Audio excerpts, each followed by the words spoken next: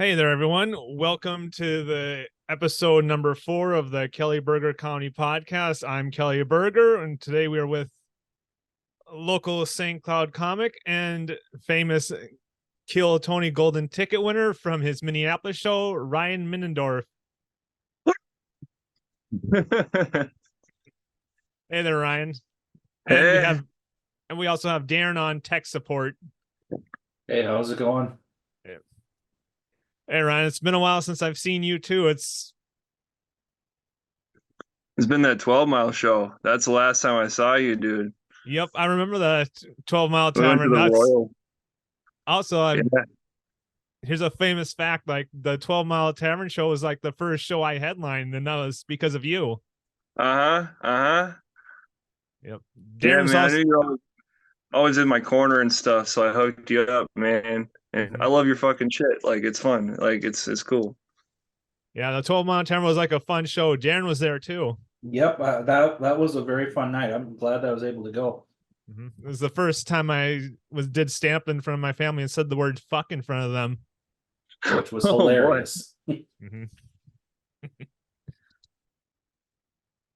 Yeah, what gave you the idea to? I know 12-mile tavern is like a famous like stop in between like Little Falls and Long Prairie. Yeah, well, it just seemed like a good spot to host a fun-ass show, like where all my friends and family could pop in, just like the ultimate bringer. You know what I mean? Like it just seemed like a good spot to just wave your dick around and have a good time, Mhm. pretty much. Yep. And how many shows were you able to do at the 12-mile tavern? I was able to do about three. So I did the first show. That one was a hell of a turnout. Second show, also hell of a turnout. The third show was not such a turnout because I think something happened on the Facebook algorithm or something like that where no one found out about it. So the only audience we had were these two old people in the audience. And then we had Joe Christensen up there. And at some point, man, shit, uh, like I was just rambling. I was in the middle of hosting, and this one comic was gonna show up. He showed up a bit late, so I was just rambling until he showed up. And I was like, at some point, I was like, is anyone even listening anymore? Mhm. Dead crickets everywhere, and like, and everyone just started laughing. I'm like, oh shit, this is how it is. This is how it's gonna be. This is for the comics. This is for the gang right here. Yeah. So Yeah, I remember. Did Joe Christensen have a great set? I know he's very good at like the oh one-line god. jokes. He's great. He's great, man. He had a good set, and at one point, a woman threatened to throw him into a snowbank. Into Just throw in the snowbank. Like, the snowbank. He's like, "I'm gonna throw you into a snowbank." is that her way of saying like, hey, let's cuddle? No. He was like, so he has that one. Suicide joke about like, I don't want to recite it, but he said that one, and then at some point he was like, you know what? I'm just gonna kill myself, man. And she's like, I'm gonna throw you into a snowbank. Like I think Well, that's how that went. and we'll see. Her reply was like, well, if you do that, it's no longer a suicide, it's a murder. Yeah. Frail bones can't take it.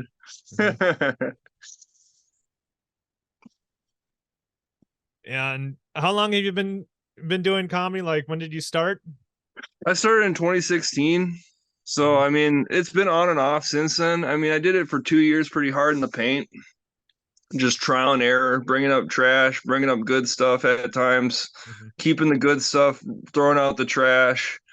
And that took about 2 years to have a full 10-minute set. And then for a while, my shit was really popping for about like maybe a year or so.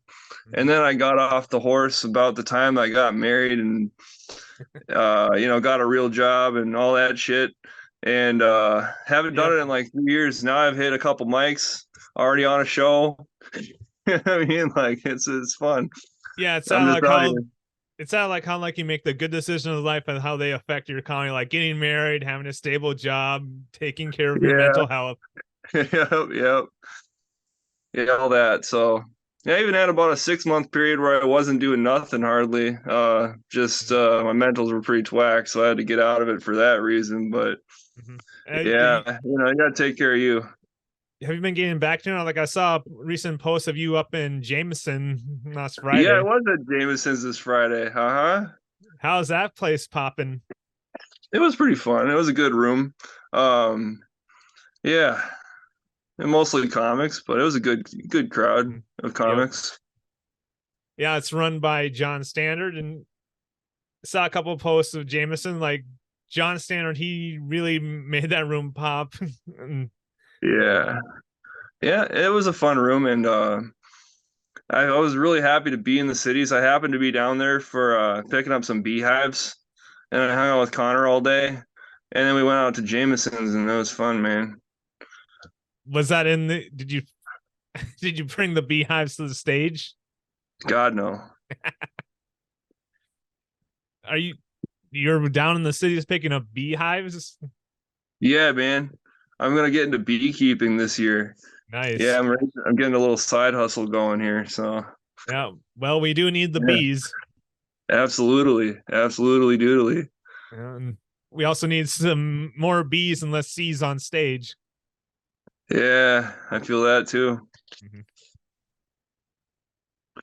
Yeah, you only have to check on them like once a week, so it's a pretty chill hobby. Like, just Nice. pop in, hey bees, how you doing? And you leave. Nice. Now Yeah, you've been through like a lot of jobs. You've always worked in a dairy farm also. yeah. I used to milk cows with my dad. Uh, kind of had scattered goals around that point. And when you're dairy farming, you need to be all in or all out. You know, it's a full 24/7 job. You can't be half-assing it.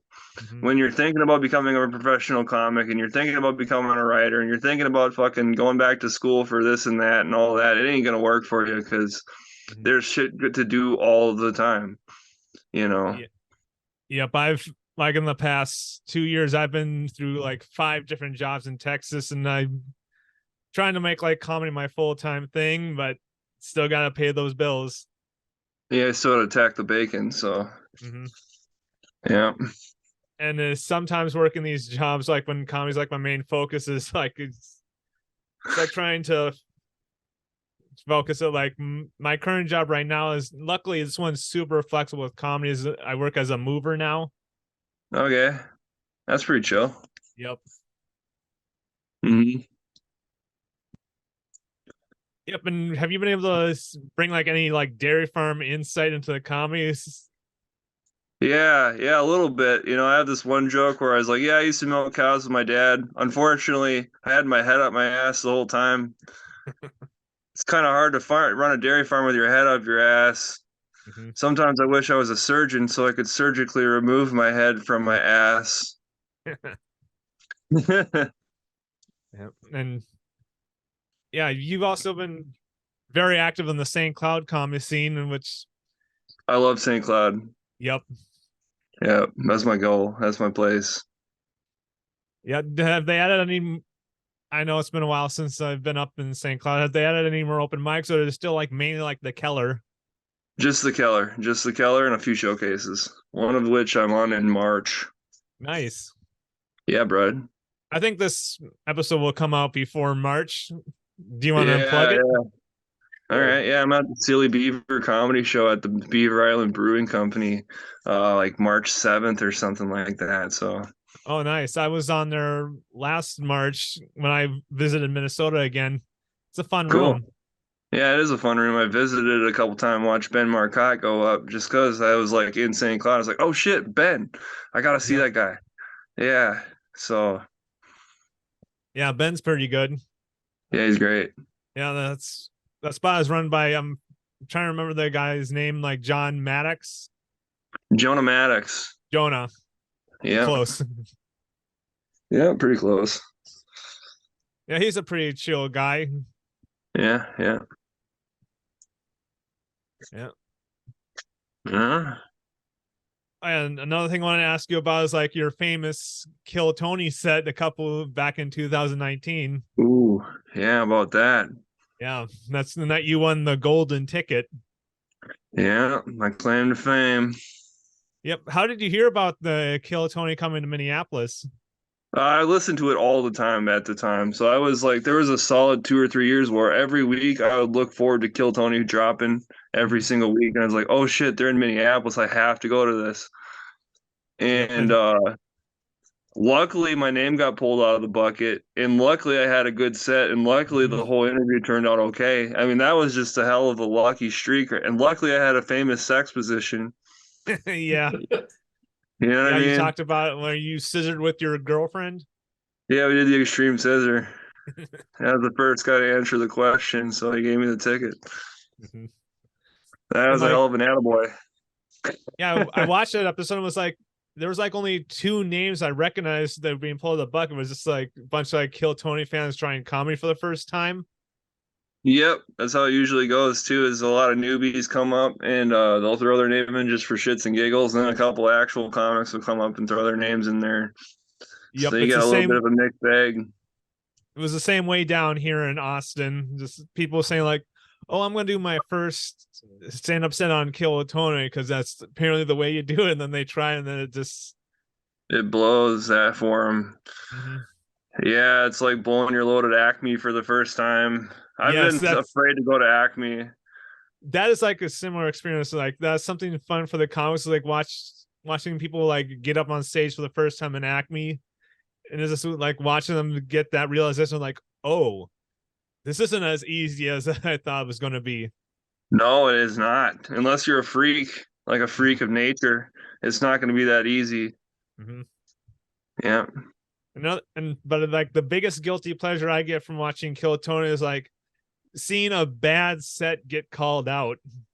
Yep. And that's, dude, it's a great place to learn about comedy because they'll critique the set. They'll say like, this is where you shine. This is where you sucked. And this is where you can improve, and cut this out of your set because this was dog shit. Keep that because that was funny. They'll keep, they'll tell you how it is. And that's a good, and you can watch other comics make those mistakes before you make them. Yes.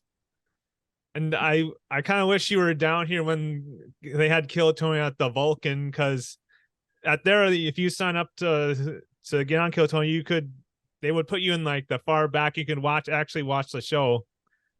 But now that's at the mothership, they stuff everyone into the bar next door. Oh wow. Yeah. So you're just anticipating. And for a brief while, they had all the comics stuffed into an alleyway behind the mothership. Oh god. Yeah. That was a fun time. I bet. Yeah. Got any plans on using your golden ticket to coming down to Austin? Yeah, I don't know. Sometimes I feel like every movie doesn't need a sequel. Right. But also, like, it would be fun. I don't think they need to make The Rescuers 2. The first Rescuers totally did the job. I don't think Chuck Palahniuk needed to write a second Fight Club.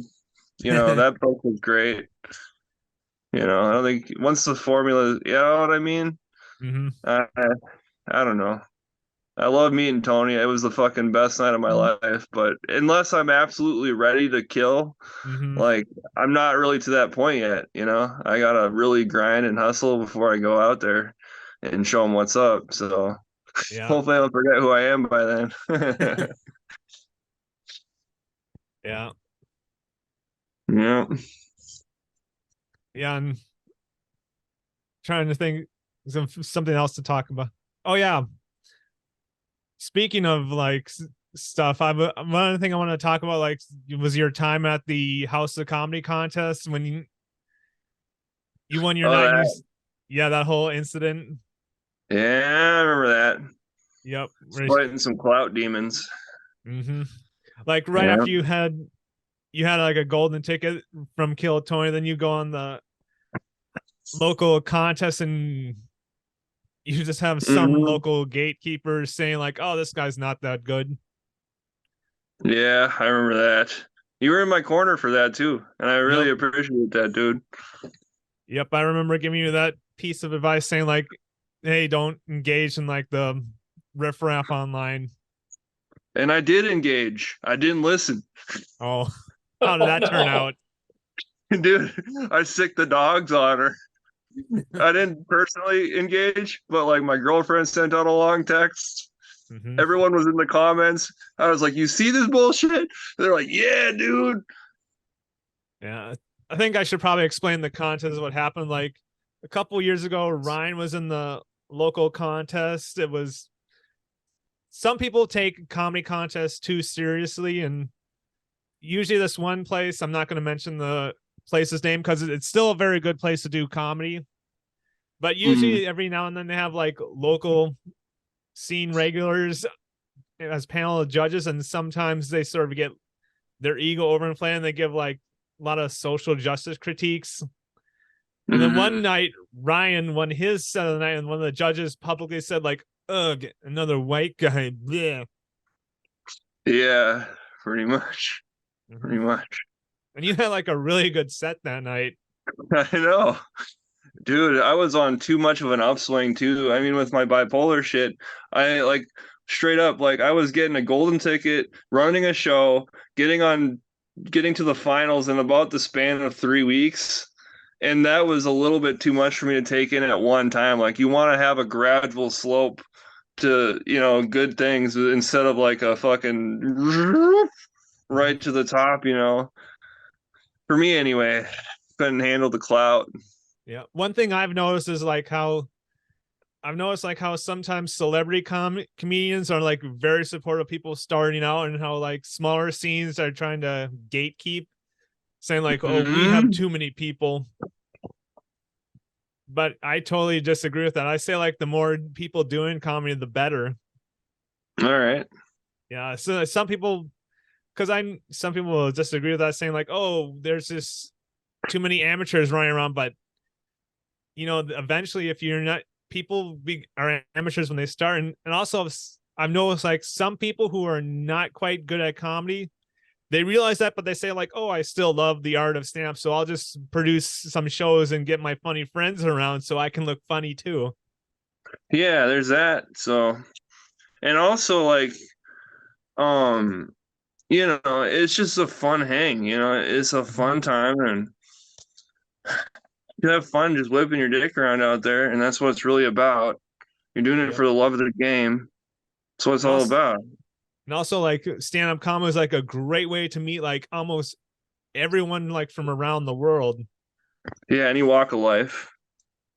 Like even if you're just active in like in a scene like Minneapolis, you have like friends around like the entire country who stroll through.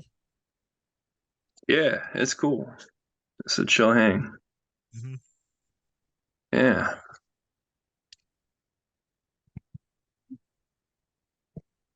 Yeah. So what are you doing now? Are you still hitting up the color mic every now and then?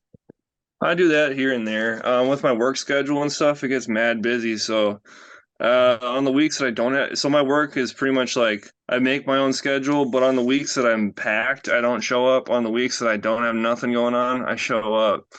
So those are getting few and far between as I keep getting more herds added onto my list of herds to go check. So yeah, I work for the DHIA now. All right. What does that stand for? Dairy Herd Improvement Association. Okay. Yeah. And do you enjoy like doing like real jobs more than comedy? I love to work. I always have. Yeah. I don't mind holding down a job, man. Like, especially if it's something that I enjoy doing. Like with the cows, dude, like I've always loved the cows. That's why I wanted to milk cows in the first place, and it's just cool meeting them farmers every week. I met one of the farmers that hooked me up with them bees. He was going to teach me how to raise bees this year. It's just like my network is expanding in a cool way.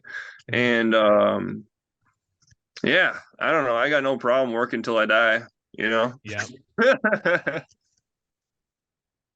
Yeah, that's another thing. Like I know like a lot of comics, they started like trying to measure like, oh, can I do this like full time? And then some people try it for a little bit, then they quit. And I think you're pretty satisfied with your position of being like one foot in like comedy world in the real world working. Yeah, I'm pretty satisfied with it. I feel like if the comedy thing ever took off, it would be like organically. You know, like people start putting me up, they'll take the spots. But I'm not gonna go seek out those spots. And I'm not gonna like bank on making a living off of it because I probably won't. You know what I mean? Like Right. it's a pretty slim road. It's a And, high and gamble. yeah, it's a very high risk. You know, medium. I don't know if it's a high reward, medium reward, depends on where you end up. But you know, just to be able to do it for a living, I think is the biggest reward. You know, that's a Mhm. high reward. Yeah, Yes. And most I've people always see, compared it. What? and I think when people watch comedy, they see mostly like the sort of like watching like a middle school play. Most people just see like the act on stage, but they don't see like the drama and hard work behind the stages, like egos Yeah. clashing and people having like different artistic interpretations of like what's good. Mm-hmm. Mm-hmm. Yeah. A lot of big characters in comedy, man. Like, Mhm. you're not gonna like everybody you meet, and they're not gonna like you every time. So Yep, it's sort of like there's I like to that. compare like starring comedy is like when most people before they start, they sort of their life is sort of like in like an English book they read, like Little House on the Prairie, where things are sort of plain and simple. And then when they start doing comedy, like their life just turns into like a full on Marvel comic book. Yeah, man. Like it's very exciting to meet all these different like vibrant characters, but there's also like more drama and clashing. Yeah. Yeah, it really adds layers to the story. Mm-hmm. No doubt. No doubt. Yep. Yeah, I met a lot of fucking really cool people through it. I met my ex-wife through it. Oh, nice. Ex-wife. Oh, damn. Let's see. Yeah. Oh, was that at Keller Bar? No, I met her at the Pickled Loon, dude. Oh, I don't remember that, Mike. Or It was a show that was run in St. Cloud, you know, during a different era. But yeah, it was a once a month showcase and she was there and I was like, "Hey, fucking April's here." And I gave her a fist bump. And that was that. We were on like stink on a shit, man. yep. And yeah, and also St. Cloud is starting to get some comedy attention, like because of one like local radio station that sort of exploded. Mm-hmm. Yep, and Wait, a local radio station? yeah, Steel Toe. Yeah, what about them? They sort of been popping up. Like they recently had like they have a popular. They moved over to YouTube, and I watch their show every now and then. All right. And Cool. they had and Aaron recently had like a big name comic come do a show in St. Cloud. Oh, okay. Yeah, and I also remember like this clash between like Steel Toe and some comics in the St. Cloud area. Yeah. Yeah. Yeah, I think that's as far as we're going to go into that. I keep forgetting like my Yeah. one rule for this podcast is Yeah. not to like badmouth any comics or clubs by name. Mm-hmm. Mm-hmm. Yeah, we could have a whole nother conversation about that, but we'll leave that as it is. Yep. Yeah. All right. Well, are you enjoying your Christmas Eve? Yeah, it's been pretty good, man.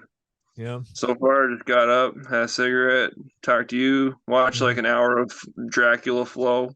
Dracula Flow. Oh, he's just this old guy says the wildest shit. He dresses up like Dracula and says the kind of shit you would say in like a trap house, pretty much, but like on another level, pretty much. Like, do you want me to like say what he says or? Sure. Yeah, like top shelf Zaza disrupted my circadian rhythms. They said I wouldn't shit on them, so I spread my ass cheeks and unleashed a screamer. I blew a raspberry in that pussy. Like, dude, like he just says the wildest shit ever. I He fucking love that guy. he does it. He does it on a stage or like in public places.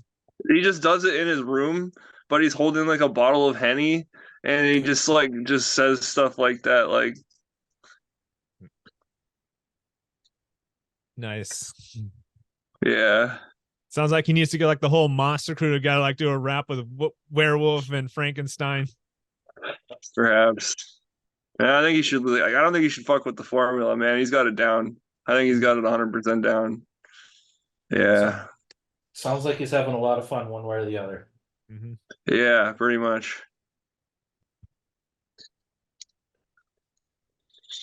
Yeah.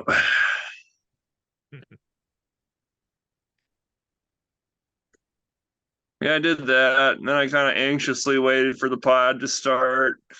Charged my phone, played some zombies. Mm-hmm. You know. Yeah, my plans for Christmas, like either tonight or tomorrow, I'm gonna go watch a movie because all my family's still up in Minnesota and I'm down in Texas right now. Mm-hmm. Yeah, I'm enjoying the warmer weather down here. It was raining a little bit today. Mm-hmm. Well, it's been raining up here too. Yeah, I saw that.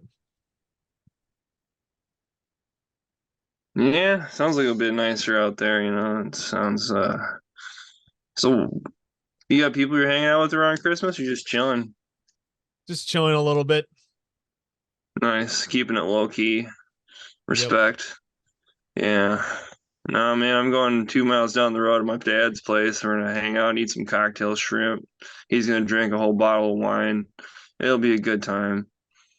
Nice. Yeah, the one year I brought breathalyzers for everybody in the gift exchange, and that just turned into a contest. Like who could blow the highest count? Who would blow the highest? Yeah. Yeah. And loser has to drive everyone home. No. No. Well, I mean, technically at that point, yeah, they would. Mm-hmm. Yeah. I had something similar happen when I was going to school in NDSU, so that was a funny night.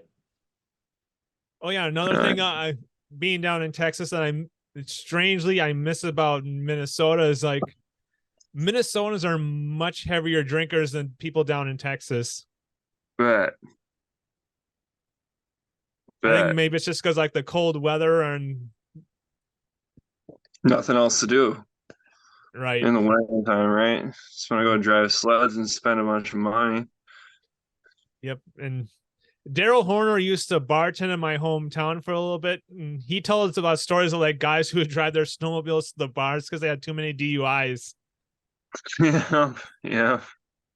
Sounds about right. Yep. And also, there's like more comedy popping up in central Minnesota now. Like I heard, like Brainerd is developing a scene. Have you heard much about that? No, I have not heard about this. Who's running a mic in Brainerd? I haven't heard much Is it about just it, like a but show? I know like Dan Mogul does a couple of shows down there, and I've heard like there's possible like open mics up there. When Brainerd would be a great area for comedy because it is a small college town. Yeah, yeah. No, I'm open to it. I'm an hour between there and an hour to St. Cloud, so perfect. Yeah, that's cool. I remember my days in Brainerd. I graduated from Central Lakes College. Yeah. Yep, that's where I got my generals out of the way, and then after that, I was just like, wait, I'm pursuing like a career where most people are just self-taught. Mm-hmm. But I had a great time at Central Lakes College. Like I had fun with their theater program, which got me into like a little bit of acting. Sure. Mm-hmm. Oh yeah. We had like, and also that Central Lakes College has some really good speech teachers that taught me a little bit about public speaking. There you go. But I never got like the super crazy speech teacher that Darren, do you remember the speech teacher in Brainerd? Yeah. Thurman was a very, very good guy. On my 21st birthday, I showed up to class drinking, and he took one look at me and one look at my fellow student, and we were clearly sloshed. When he comes walking up and he picks up my drink, he takes a big old long gulp, swallows, and looks at me and goes, and I sheepishly said, it's my 21st birthday. And he goes, don't let it happen again.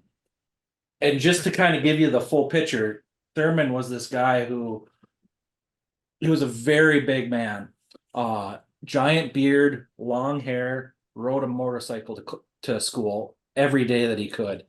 So if he says, "Don't do it again," you don't do it again. But he was a great speech teacher, though. Yeah, world's not as good without him in it. So